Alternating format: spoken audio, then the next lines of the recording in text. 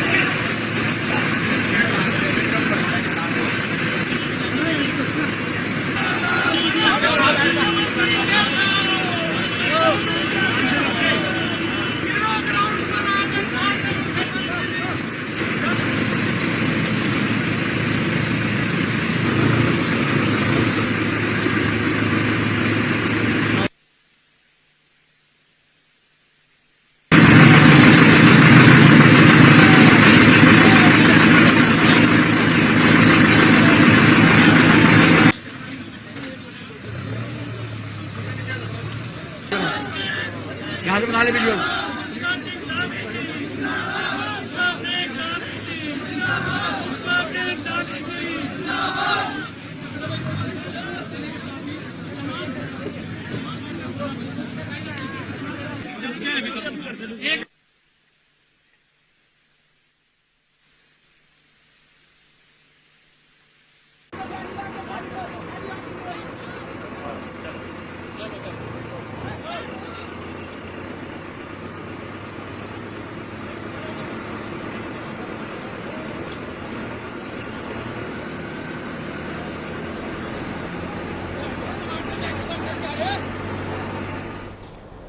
विधानसभा अध्यक्ष रितु खंडूरी भूषण ने कोटद्वार विधानसभा क्षेत्र के झंडी चौड़ और कलाल घाटी स्थित प्राथमिक स्वास्थ्य केंद्रों का औचक निरीक्षण किया। वहीं झंडी चौक स्वास्थ्य केंद्र के निरीक्षण के दौरान स्वास्थ्य संबंधी व्यवस्थाओं, साफ सफाई और कर्मचारियों की उपस्थिति पंचिका की गहन जांच की। जांच के दौरान विधानसभा अध्यक्ष रितु खंडूरी ने कड़ी नाराजगी व्यक्त करते हुए संबंधित डॉक्टरों को फटकार लगाई। उन्होंने स्पष्ट निर्देश दिया कि मरीजों को आवश्यक दवाएं स्वास्थ्य केंद्र से ही निःशुल्क उपलब्ध कराई जाए। वहीं रितु खंडूरी ने कर्मचारियों की उपस्थिति की भी जांच की और अनुपस्थित कर्मचारियों के मामले में सीएमओ को तत्काल फोन कर उनकी अनुपस्थिति पर स्पष्टीकरण लेने के निर्देश दिए। वहीं अध्यक्ष खंडूरी ने कलाल घाटी प्राथमिक स्वास्थ्य केंद्र का भी निरीक्षण किया और उपचार के लिए पहुंचे मरीजों और उनके परिजनों से संवाद कर समस्याएं जाने। उन्होंने कहा कि भारत सरकार और उत्तराखंड सरकार द्वारा कोटद्वार जैसे छोटे शहरों में इतना अत्याधुनिक स्वास्थ्य केंद्र उपलब्ध कराना सराहनीय कदम है, जो क्षेत्र की मातृ शिशु स्वास्थ्य सेवाओं को नई दिशा देगा। अभी इस वक्त मैं पीएचसी कलाल घाटी में खड़ी हूँ और मेरे पीछे जो आप ये जो पूरी बिल्डिंग है ये नियोनेटल मतलब जो बच्चे पैदा होते हैं उनके लिए सुविधाएं हैं। बहुत ही जबरदस्त सुविधा सरकार के माध्यम से यहाँ जनता के लिए लाए हैं। यहाँ पे जो बिल्कुल छोटे बच्चे हैं, अगर उनको इंक्यूबेटर की जरूरत है उस तरह की सुविधा भी यहाँ पर अवेलेबल है। बहुत बढ़िया सुविधा है, लेकिन हैंडओवर अभी हमको नहीं हुई है। आई थिंक एनएचएम के माध्यम से बन रहा है। इसके बारे में जानकारी लेकर हम प्रयास करेंगे कि जल्द से जल्द इसको चालू किया जाए और लोग इसमें आए। और अगली खबर की ओर रुख करेंगे, जहां अनुशासन को लेकर बीजेपी सख्त नजर आ रही है। जहां बीजेपी प्रदेश अध्यक्ष महेंद्र भट्ट ने कड़ा रुख अपनाया है। किसी भी सदस्य को प्लेटफॉर्म से बाहर बयानबाजी की अनुमति नहीं। उन्होंने कहा कि अनुशासनहीनता नहीं होगी बर्दाश्त। कुछ विधायकों ने सोशल मीडिया के माध्यम से की थी नाराजगी जाहिर। सरकार और संगठन से जुड़े मुद्दों पर प्रदेश अध्यक्ष और सीएम से करे बात। भट्टने का सोशल मीडिया या समाचार पत्रों में किसी भी प्रकार की न करे बयानबाजी करने वालों पर होगी सख्त कार्रवाई। विधायक अरविंद पांडे और बिशन सिंह चौपाल के बाद पार्टी फॉर्म में ही उठाए सभी मुद्दे। बाहर बयानबाजी नहीं होगी बर्दाश्त।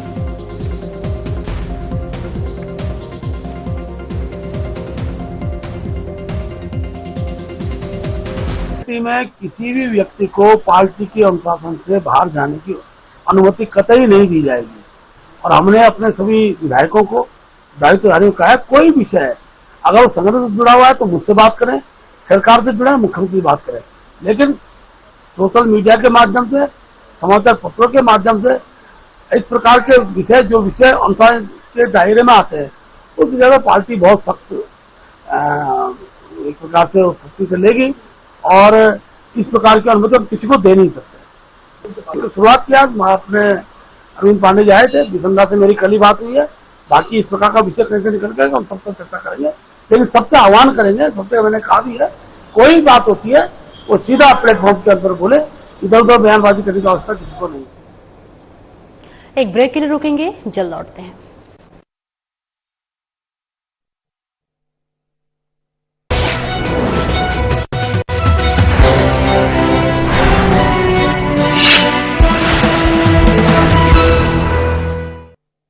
प्रधानमंत्री श्री नरेंद्र मोदी के मार्गदर्शन में मुख्यमंत्री श्री पुष्कर सिंह धामी ने कई ऐतिहासिक फैसले लिए हैं जो देवभूमि उत्तराखंड की सांस्कृतिक विरासत और विकास को आगे बढ़ाने में निर्णायक साबित हुए हैं।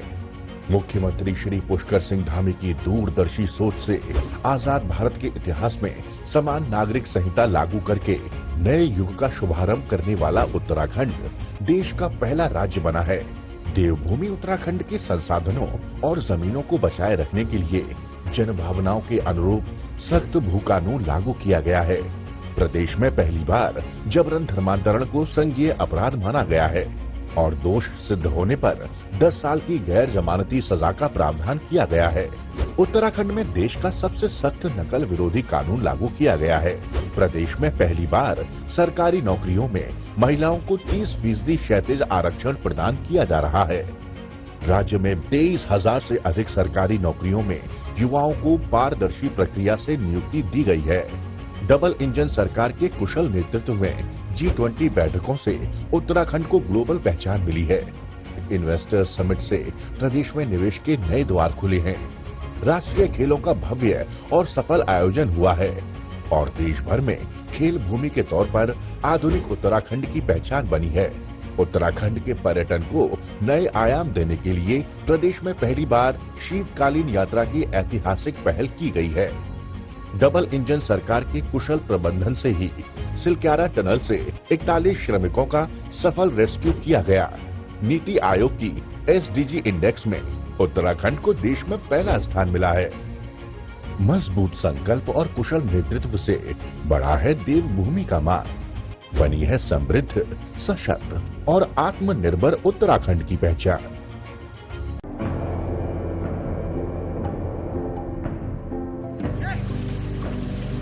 तभी पानी की कमी से सूखते उत्तराखंड के इन खेतों में अब लहलहा रही हैं फसलें।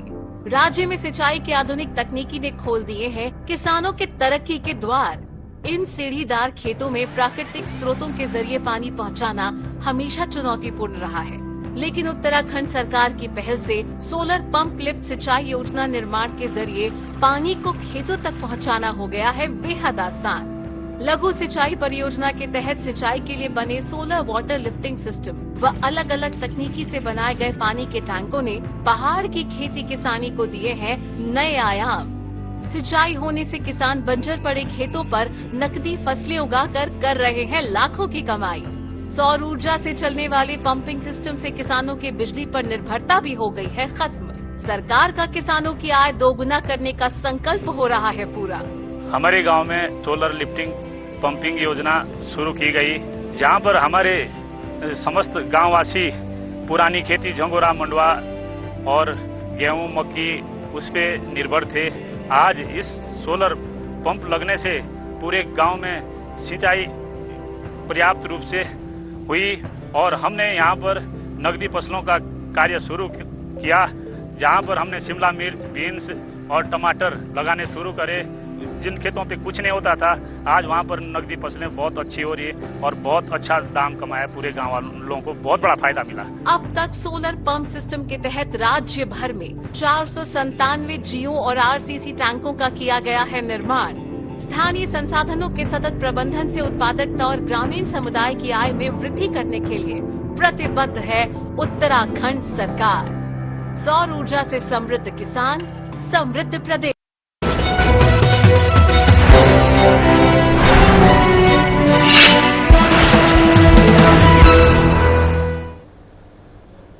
और ब्रेक के बाद एक बार फिर से स्वागत है आपका। खबरों में आगे बढ़ेंगे, जहां आपको बता दें बीजेपी के प्रदेश अध्यक्ष महेंद्र भट्ट का बड़ा बयान सामने आया है। राजनीतिक अस्थिरता की चर्चाओं पर बोले महेंद्र भट्ट, कहा बेतुकी अफवाहों में कोई दम नहीं। धामी के नेतृत्व में 5 साल पूरा करेगी सरकार। 2027 में भी सीएम धामी के नेतृत्व में तीसरी बार बनने जा रही है बीजेपी की सरकार।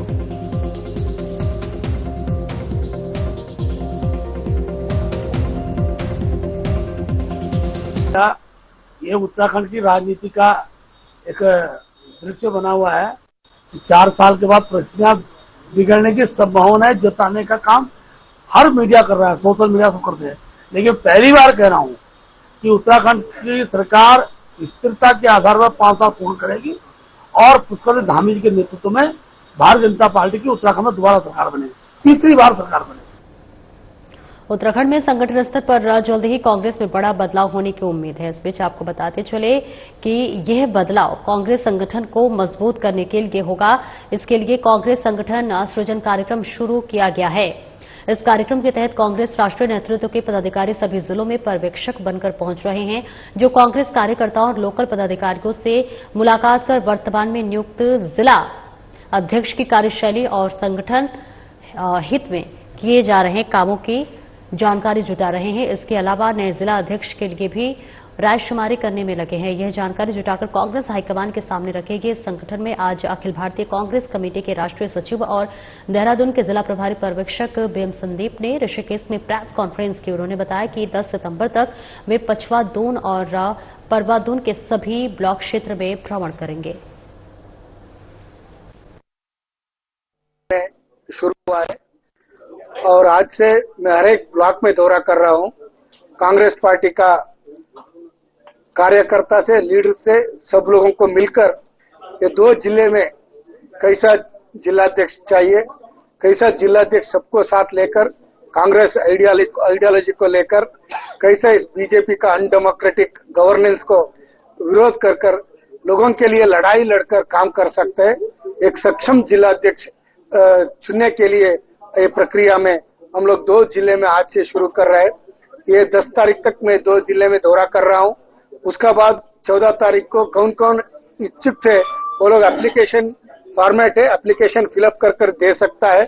मैं कांग्रेस पार्टी सिंपथाइजर को भी मिलना चाहता हूं, कांग्रेस पार्टी का वोटर्स को भी मिलना चाहता हूं, कांग्रेस पार्टी का मदद करने वाला सिविल सोसाइटी लोगों को भी मिलना चाहता हूं। मैं हर एक वर्ग लोगों के साथ मिलकर। और वही भारी बारिश के बीच आपदा प्रभावित क्षेत्रों में जननायक धामी।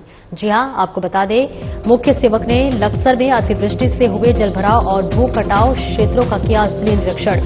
सीएम धामी ट्रैक्टर पर बैठकर ग्राउंड जीरो पर जाकर मिले प्रभावितों से पूरे आपदाग्रस्त क्षेत्र का ट्रैक्टर और नाव में बैठकर किया स्थलीय निरीक्षण। जलभराव से हुए नुकसान का भी किया आकलन। मुख्य सेवक को अपने बीच देख प्रभावितों की आंखों में दिखी आशा की किरण।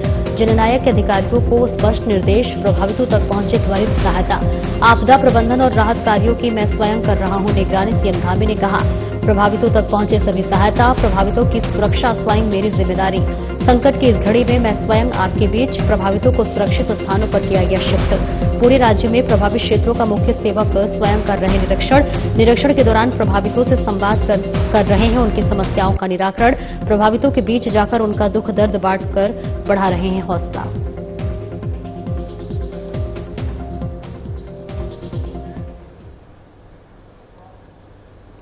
एक ब्रेक के लिए रुकेंगे, जल्द लौटते हैं।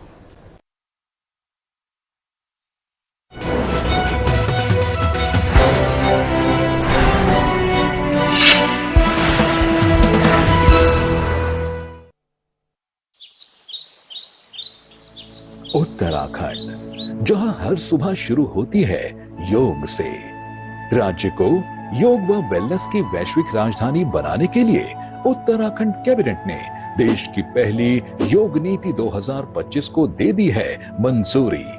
2030 तक के लिए मंजूर योग नीति के तहत राज्य सरकार उत्तराखंड में 5 नए योग हब स्थापित करेगी, जिसमें जागेश्वर, मुक्तेश्वर, व्यास घाटी, टिहरी और पोलीढेक झील क्षेत्र को योग हब के तौर पर विकसित करने का लिया है निर्णय।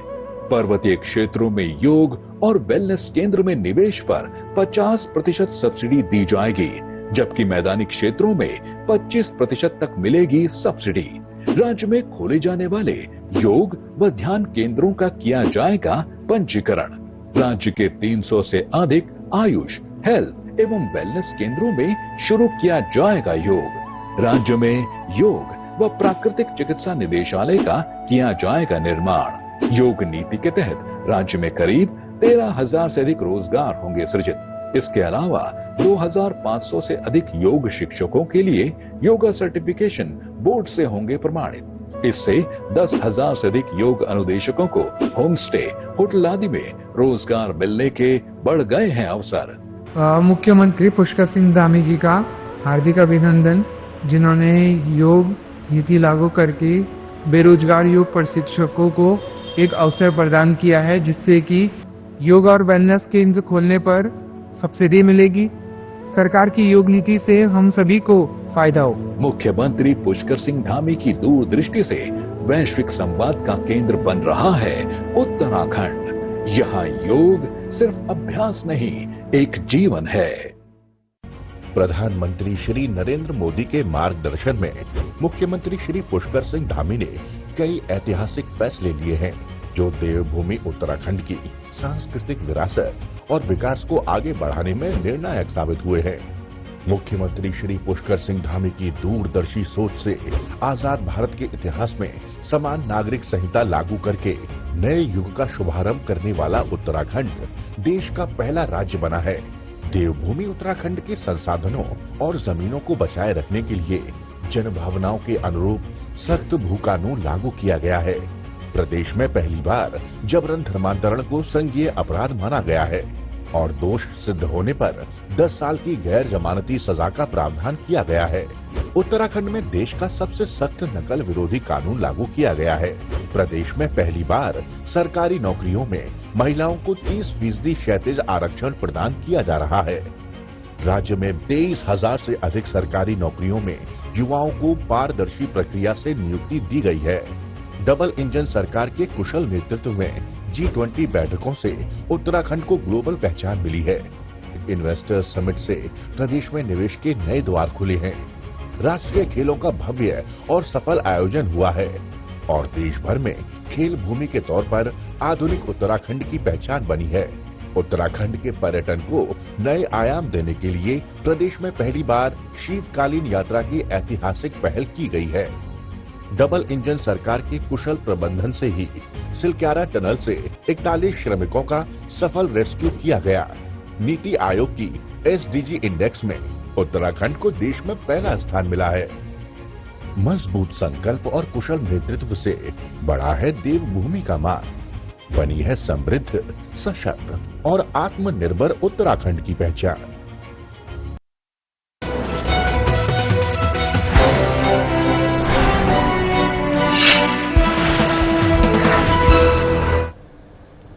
ब्रेक के बाद एक बार फिर से स्वागत है आपका। खबरों में आगे बढ़ेंगे। थल क्षेत्र के विरमथल स्थित गोकुल सिंह धर्मशक्तु के घर से मां नंदा देवी की शोभा यात्रा निकाली गई। इस बीच बता दें, शोभा यात्रा में पारंपरिक वेशभूषा में महिलाएं और पुरुष यात्रा में शामिल हुए। ढोल नगाड़ों की थाप और भक्ति गीतों के बीच मां नंदा की महिमा का गुणगान किया गया। यात्रा थल बाजार और बालेश्वर राम मंदिर से होती हुई मुख्य मंदिर तक पहुंची। मंदिर में कन्या भोजन के साथ प्रसाद वितरित किया गया। इसके बाद मंदिर परिसर में महिलाओं ने देर शाम तक चांचरी और पारंपरिक खेलों का आयोजन किया।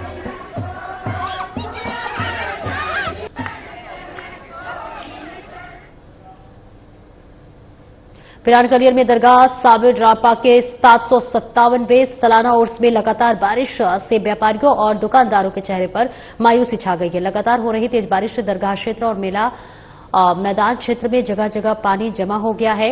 जगह जगह कीचड़ पानी भरने की जायरीनों की आवाजाही प्रभावित हो रही है। बारिश का असर सीधे तौर पर दुकानदारों और व्यापारियों की आमदनी पर पड़ रहा है। दुकानदारों का कहना है कि उर्स के दौरान ही पूरे साल का खर्च निकलता है, लेकिन मौसम की मार ने इस बार उम्मीदों को धक्का पहुंचाया है। व्यापारियों ने प्रशासन से पानी निकासी और कीचड़ हटाने की व्यवस्था की मांग की है। इसके साथ ही एसडीएम दीपक रामचंद्र सेठ ने मेला क्षेत्र का दौरा किया और लोगों की समस्याओं का जायजा लिया। उन्होंने कहा कि मेला ग्राउंड क्षेत्र और कई जगह पानी की निकासी के लिए अस्थायी समाधान कर कच्चे नाले खोदने के निर्देश दिए हैं।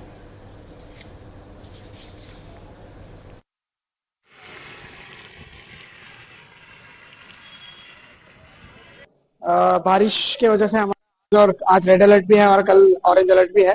उसी हिसाब से हमारा मेला ग्राउंड हो गया और कई जगह पे पानी का निकासी के लिए टेम्पररी सोल्यूशन की तरफ से हमने कच्चे नाले खोदने के लिए भी बताया गया है और कई जगह हमने मोटर लगा के हम पानी का निकासी कर देंगे ताकि दुकान में आने वाले लोगों को ये नहीं होगा। और छोटे मोटे चीजों में कहीं भी एंट्री हमारा कहीं जर्मन हैंगर लगाया है उसमें।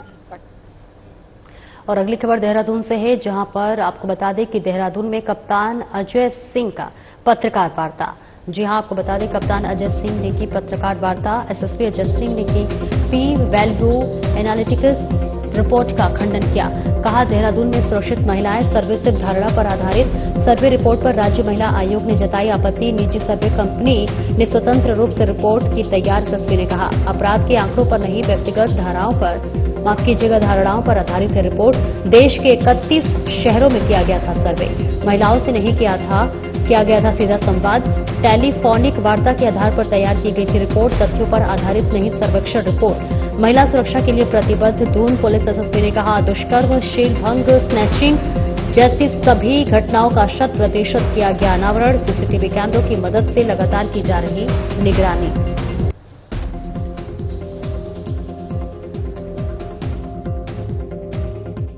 प्राइवेट एजेंसी द्वारा कुछ इंस्टीट्यूट के साथ मिलकर एक सर्वे किया गया था जो विभिन्न सोशल मीडिया प्लेटफॉर्म और हर जगह प्रसारित हो रहा है और उसमें 31 शहरों का जो कंपैरिजन किया गया था उसको लेते हुए हमारी टीम ने भी उस पर एनालिसिस किया। और प्रथम दृष्टया ऐसा लगता है कि जो सर्वे था वो किस लोगों पर किया गया, मतलब कहने का है कि किस एज ग्रुप पर किया गया, क्या प्रोफाइल थी, वर्किंग वुमेन थी, कॉलेज गोइंग गर्ल्स थी, सीनियर सिटीजन थे या हाउस वाइफ थी या किस तरह के टूरिस्ट थे उन पर किया गया, ये स्पष्ट नहीं है उसमें। और खासकर अगर पुलिसिंग के एस्पेक्ट की बात करें तो दो चीजें उसमें महत्वपूर्ण जो बताई गई थी वो बताई गई कि रोड साइड पर जो हैरेसमेंट होता है विमेन का वो नेशनल एवरेज 7 है, जबकि देहरादून का 6 बता के बेहतर उसमें बताया गया है। साथ ही साथ उसमें बताया गया है कि जो महिलाएं हैं वो 33% देहरादून में संतुष्ट हैं पुलिस की पेट्रोलिंग और इससे सेंस ऑफ सिक्योरिटी होती है, जबकि जो फर्स्ट शहर दिखाया गया उसमें 11% खाली महिलाओं की संतुष्टि पुलिस पेट्रोलिंग और उससे है। तो कहीं ना कहीं बहुत बड़ा कंफ्यूजन क्रिएट करता है। और खासकर जिस तरह का सर्वे आया उसका सैंपल किसको टारगेट किया गया है, क्या उसकी फाइंडिंग्स थी, वो एटलीस्ट शेयर इसलिए करना चाहिए कि जिससे कि आगे पुलिसिंग में अगर कोई जरूरत है किस तरह के टारगेट ग्रुप को पुलिसिंग को बेहतर करना उसको किया जाए। और सबसे बड़ी बात है कि जिस तरह का सोशल मीडिया या मीडिया में जिस तरह का नेगेटिव परसेप्शन बनाया गया उसको कहीं ना कहीं पैनिक ना हो। बहुत सारे ऐसे पेरेंट्स हैं जिनकी बच्चियां यहाँ पर दूर यहाँ पर जॉब करती हैं या जिसका फैक्चुअल अभी बेसिस क्लियर नहीं है, उसके आधार पर कहीं पेरेंट्स से पैनिक ना हो। तो मैं उनको अश्योर करना चाहता हूं कि देहरादून सेफ जगह है। यहाँ पर सभी के लिए, खासकर बच्चियां महिलाओं के लिए 112 नंबर जिसका रिस्पांस टाइम 13 से 14 मिनट भी नहीं है, 13 मिनट्स कुछ सेकंड से जहां पर police on an average call पर पहुंच जाती है। खासकर यहाँ पर गौरा शक्ति है तो जहां पर 16,000 महिलाओं ने, वर्किंग वुमेन ने उसको डाउनलोड किया हुआ है, जिससे तुरंत उनको कोई पुलिस की जरूरत हो, शिकायत हो तो कर सकते हैं।